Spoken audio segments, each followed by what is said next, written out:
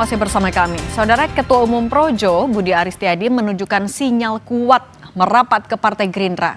Hal itu disampaikannya di sela-sela Kongres ketiga Projo di Hotel Grand Sahid Jaya Sabtu lalu. Di hadapan relawan Projo, Ketua Umum Projo Budi Aristiadi meminta izin agar ia bisa bergabung ke Partai Gerindra. Dirinya bilang berniat mendukung partai yang dipimpin Presiden Prabowo Subianto. Ia juga sempat menyinggung bahwa pernah ditawari langsung oleh Prabowo dalam sebuah forum. Kita akan memperkuat seluruh agenda politik Presiden dengan memperkuat partai politik pimpinan Presiden. Jadi mohon izin jika suatu saat saya berpartai, teman-teman Projo bisa memahami. Nggak usah ditanya lagi partainya apa. Karena apa? Saya mungkin satu-satunya orang yang diminta oleh Presiden langsung di sebuah forum. Ketua Harian Partai Gerindra Sufmi Dasko Ahmad yang juga hadir dalam acara Kongres Projo menyatakan belum mendengar secara langsung rencana masuknya Budi Ari ke Partai Gerindra. Dirinya menyambut baik dan akan mempertimbangkan kehadiran dari gelombang Projo yang ingin masuk ke Gerindra. Saya belum dengar langsung, nanti kalau sudah dengar langsung saya tanggepin. Ya kalau Gerindra siap gelombang besar dari manapun. Ya kita namanya aspirasi tentu kita akan pertimbangkan untuk diakomodir. Projo.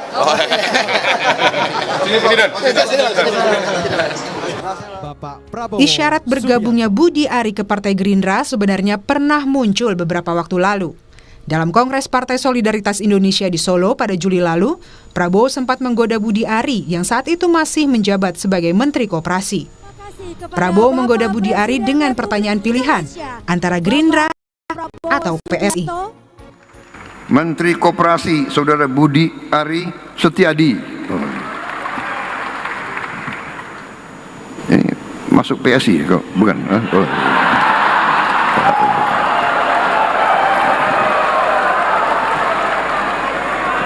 PSI atau Gerindra kok? Menurut Direktur Eksekutif Trias Politika Strategis Agung Baskoro menyebut langkah Budi Ari untuk masuk ke Gerindra agar tidak identik dengan Jokowi merupakan langkah yang logis. Ia menilai jika Projo membutuhkan backup politik baru, usai Jokowi tak lagi menjabat. Langkah politik yang dilakukan Budi Ari, Ketua Projo untuk masuk Gerindra dan mengganti logo Projo agar tak identik dengan Pak Jokowi merupakan langkah pragmatisme politik yang logis dan realistis karena suka atau tidak Budi Ari dan Projo butuh backup politik baru pasca Pak Jokowi tak lagi menjabat. Apalagi serangan demi serangan yang dihadapi Projo sebagai benteng utama Pak Jokowi dan keluarga Solo tak berbuah insentif politik yang maksimal. Sejumlah langkah yang dilakukan Budi Ari dan organisasinya memperkuat kesan bahwa orientasi politik mereka mulai bergeser. Apakah labuhan hati Budi Ari serta Projo akan menetap di lingkar Jokowi atau justru bergeser ke Prabowo Subianto? Tim Liputan Kompas TV. Sinyal demi sinyal terus ditunjukkan Ketua Umum Projo Budi Aristiadi. Apakah dengan keinginan Budi Ari merapat ke Gerindra merupakan sebuah langkah menemukan tambatan politik baru? Untuk membahasnya, saat ini kita sudah bergabung dengan politisi Partai Gerindra Hendar Samarantoko. Ada juga Handoko selaku Sekretaris Jenderal Projo dan ada Direktur Eksekutif Parameter Politik Adi Praitno. Selamat malam semuanya. Malam sini, selamat malam Bang Handoko, Mas Adi. Bung Hendar Sam, ini kan Pak Budi Ari udah jelas-jelas minta izin ke relawannya untuk masuk Gerindra. Nah kalau dari Gerindra sendiri siap membuka pintu selebar-lebarnya untuk Budi Ari atau masih ada yang harus ditimbang dulu? Partai Gerindra adalah partai yang terbuka. Jadi memang untuk setiap warga negara Indonesia, termasuk juga Pak Budi Ari, kita menyambut baik untuk masuk sebagai anggota Partai Gerindra. Nah, karena untuk menjadi anggota Partai Gerindra itu memang tidak sulit, bahwa hanya syarat ber-KTA saja dan kemudian dia menyerahkan KTP dan KTA, kemudian nomor telepon, cukup itu aja untuk menjadi anggota. Nah, kemudian tapi Gerindra mempunyai kultur dan struktur yang kuat.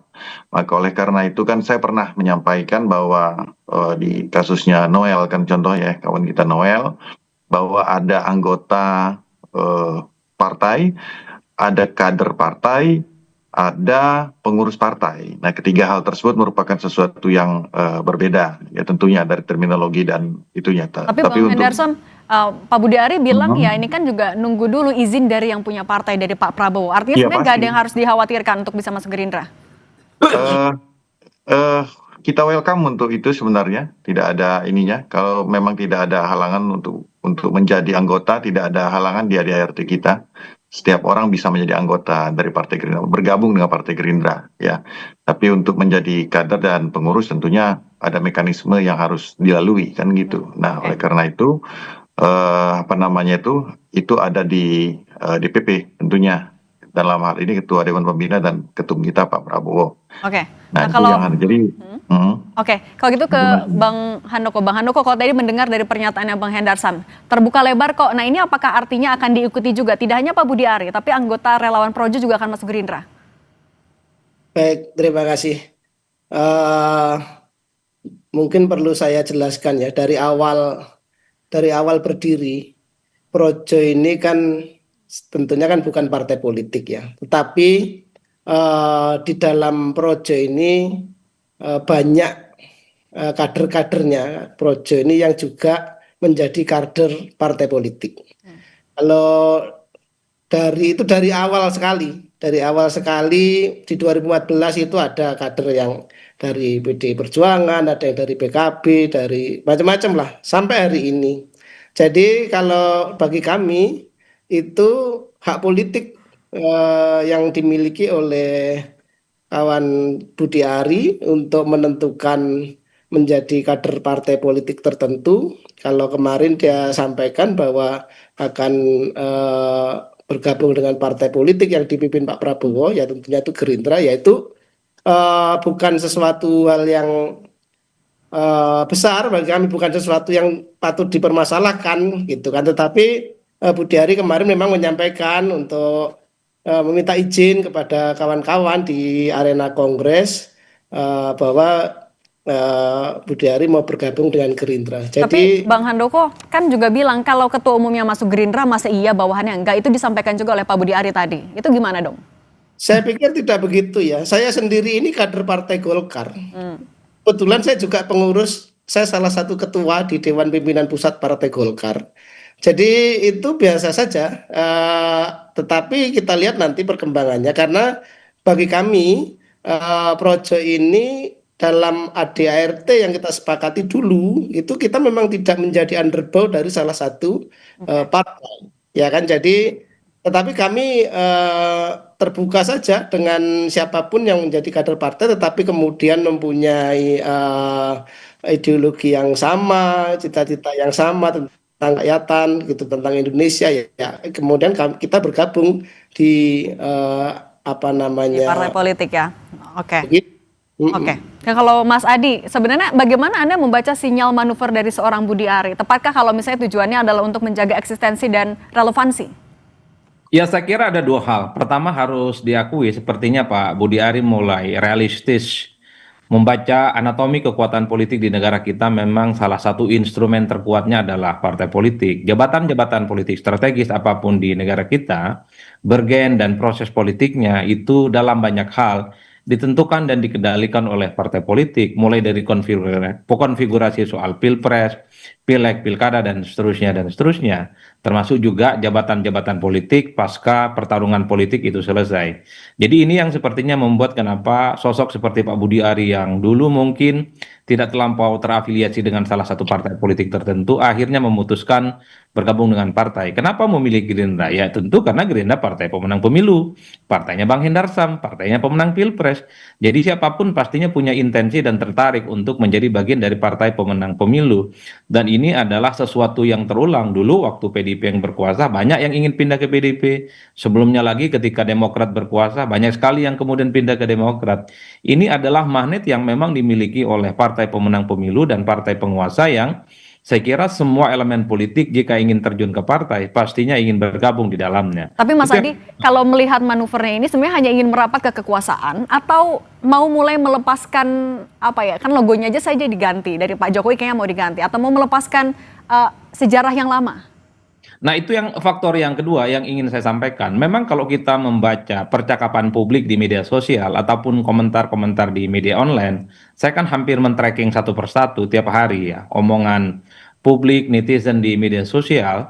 Memang harus diakui ada 3 variabel yang kemudian ditengarai oleh publik. Ini semacam langkah politik yang secara perlahan dilakukan oleh kawan-kawan Projo yang mencoba untuk meninggalkan langkah politik Jokowi secara perlahan. Bukan hanya soal Pak Budi Ari yang ingin bergabung dengan partai seperti Gerindra, tapi adanya transformasi politik katanya yang kemudian menghilangkan siluet foto Jokowi di logo mereka. Itu kan adalah sebagai penegas betapa Projo ini seakan-akan tidak ingin teridentifikasi lagi sebagai bagian dari Pak Jokowi. Padahal publik taunya dulu ya Projo itu adalah Jokowi, dan bahkan kita seringkali mendengarkan putih kata Jokowi, putih pula kata Projo, merah kata Jokowi, merah pula kata Projo, dan seterusnya. Jadi ketika itulah kemudian publik bertanya-tanya, kalau memang ingin terus tegak lurus bersama dengan Jokowi, ya tentu pilihan politiknya bukan ke Gerindra, tetap misalnya bersama dengan PSI atau bersama dengan PSI yang sangat dekat dengan Jokowi,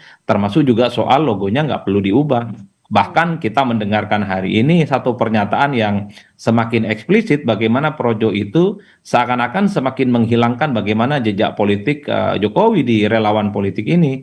Ketika nama Projo itu tidak lagi dikaitkan dengan pro Jokowi, tapi katanya didasarkan atas bahasa Sanskerta, berbahasa negeri ataupun rakyat dan seterusnya. 3 variabel inilah yang kemudian per hari ini Cindy yang kemudian dikonklusikan oleh publik bahwa Projo di kongresnya yang ketiga secara perlahan memang ya meninggalkan langkah politik Pak Jokowi, di mana sudah mulai ada diferensiasi dari Pak Jokowi pindah ke haluan yang saat ini sedang berkuasa. Nah tapi artinya juga seberapa kuat Projo dan juga seorang Budi Ari akan memperkuat orientasi politik, seberapa kuat akan mendukung Gerindra. Tapi jangan dijawab dulu, Bapak-Bapak semua, nanti kita akan kembali lagi, tetap bersama kami di Sapa Indonesia Malam.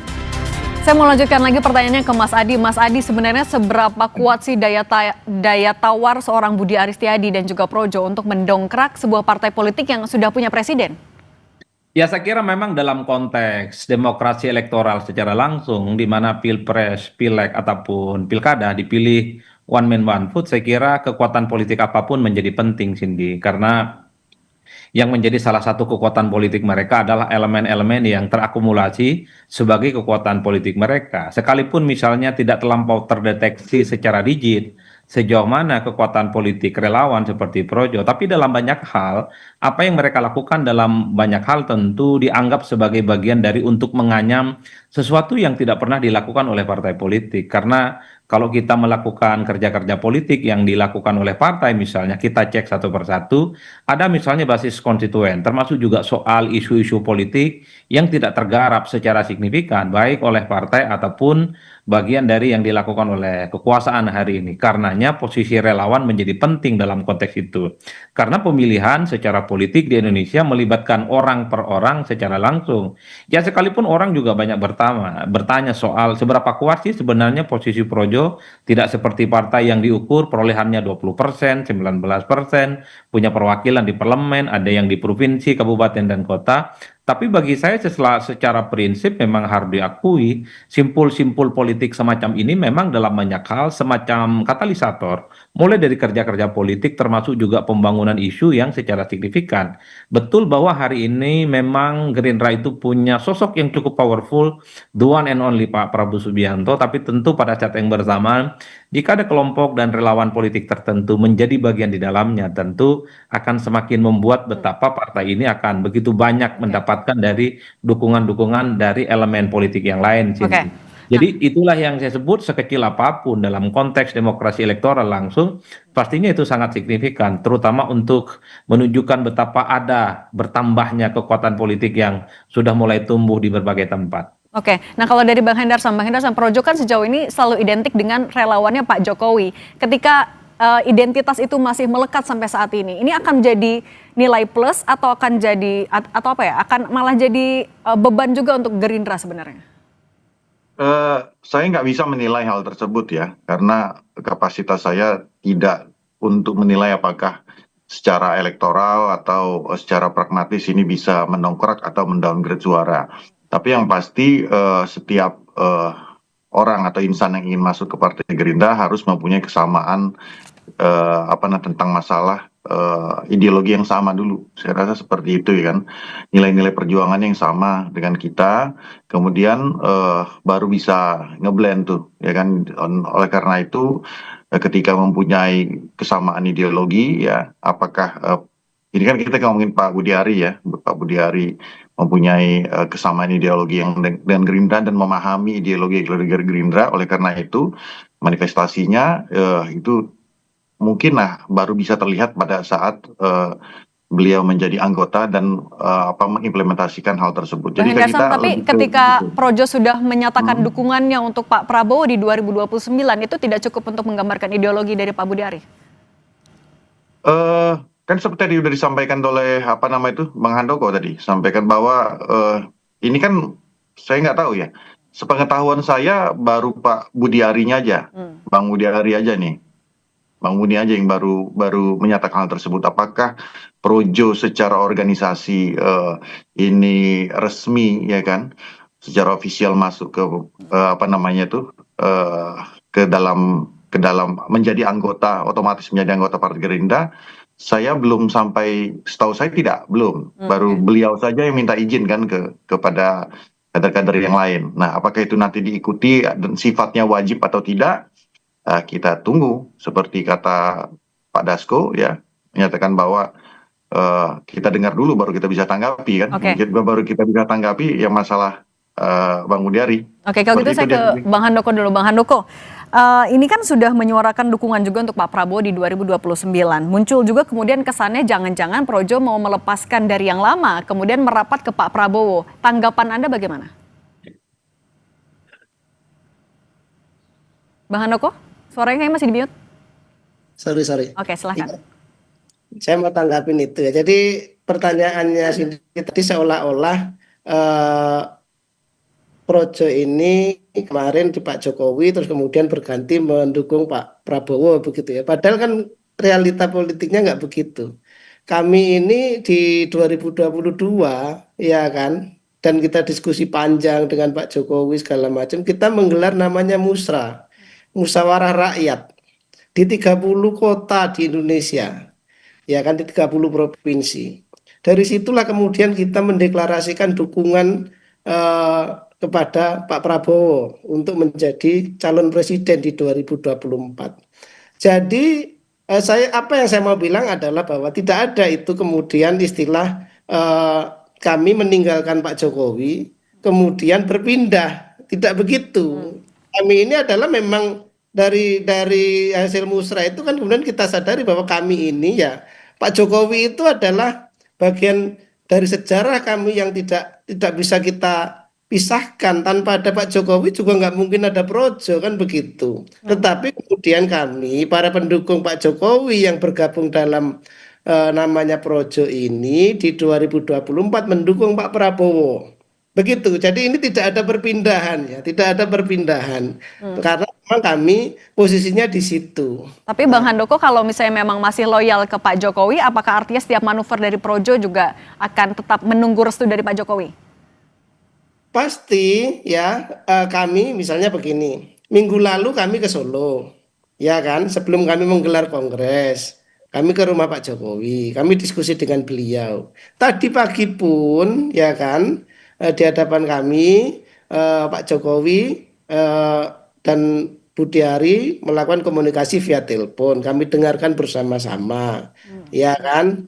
Dan habis ini juga kami sudah bilang ke Pak Jokowi, Pak, habis ini kami akan melaporkan hasil kongres. Kebetulan saya ini kan ketua steering komite di kongres, ya kan. Jadi habis ini kami juga akan ke Pak Jokowi untuk melaporkan hasil kongres. Jadi jangan salah kemudian kita mendukung Pak Prabowo itu meninggalkan Pak Jokowi, tidak. gitu loh. Jadi tidak begitu. Tapi Karena Bang Handoko, berarti kalau ditanya berarti Projo ini akan tegak lurusnya ke Pak Prabowo atau masih ke Pak Jokowi dong? ya kan itu kalian masih mendekotomikan, ini bukan Artinya dikotomi. satu kesatuan ya sebenarnya? Ya, ini kan memang kenapa saya sering kali bilang ya kan di piljuan pemerintahan Prabowo Gibran ini kan keberlanjutan, ya kan. Kemudian Pak Jokowi dan Pak Prabowo ini kekuatannya nyatu di Pilpres kemarin. Itu kan fakta politik. Nah, sekarang janganlah kemudian narasi ini kemudian seolah-olah ini dua dua kutub yang berbeda. Tidak. Ini kan narasi-narasi yang berusaha menaruh Pak Jokowi sama Pak Jokowi dengan Pak Prabowo dalam dua kutub yang berhadapan. Kan nggak begitu padahal. Kira-kira gitu, Mbak Cindy. Nah, Ya. Mas Adi, berarti Anda membaca sikap Projo ini bagaimana? Ini memang adalah satu kesatuan, akan tetap seiring seirama atau gimana? Rumit sebenarnya membaca sikap politik Projo ya. Betul bahwa mendukung Prabowo tanpa harus meninggalkan Pak Jokowi itu adalah rumus sustainability memang, karena memang Jokowi dan Prabowo Subianto adalah satu kesatuan koalisi dalam Pilpres 2024 hingga saat ini. Tapi kan publik tanpa henti bicara soal kenapa logo Projo itu menghilangkan foto siluet Pak Jokowi, dan Projo bukan pro Jokowi tapi pro rakyat ataupun pro masyarakat. Sesuatu yang baru muncul dalam Kongres Projo yang ketiga hari ini dan kemarin. Itulah yang sebenarnya menjadi kerumitan-kerumitan sendiri, karena namanya Projo itu adalah nama yang sangat identik dengan Jokowi 11-12. Makanya dulu waktu kita melihat logo Projo, ada tulisan Projo, di bawahnya ada fotonya Pak Jokowi, itu kan gegap gempita betul disambut oleh kawan-kawan keseluruhan yang ada di relawan Jokowi ya. Tapi pada hari ini kita mendengarkan itu kan seakan-akan secara perlahan bahwa Jokowi itu secara perlahan memang ingin ditinggalkan bekas dan langkah-langkah politiknya dan lebih mengarah kepada kekuasaan politik hari ini. Maka tidak mengherankan kalau kemudian publik itu berkesimpulan pada dua hal. Satu, memang ini adalah langkah politik yang berbeda dari Jokowi yang dilakukan oleh Projo. Yang kedua ya Projo harus berubah dong namanya, jangan Projo lagi tapi Probo. Karena Projo itu masih identik dengan presiden yang lama. Probo adalah presiden masa depan, hari ini berkuasa dan sangat mungkin akan menjadi presiden 2 periode karena akan maju kembali di 2029. Hal-hal semacam ini mesti clear disampaikan kepada publik, Bang Handoko. Karena kalau kita mau jujur sebenarnya per hari ini publik punya satu keyakinan persis.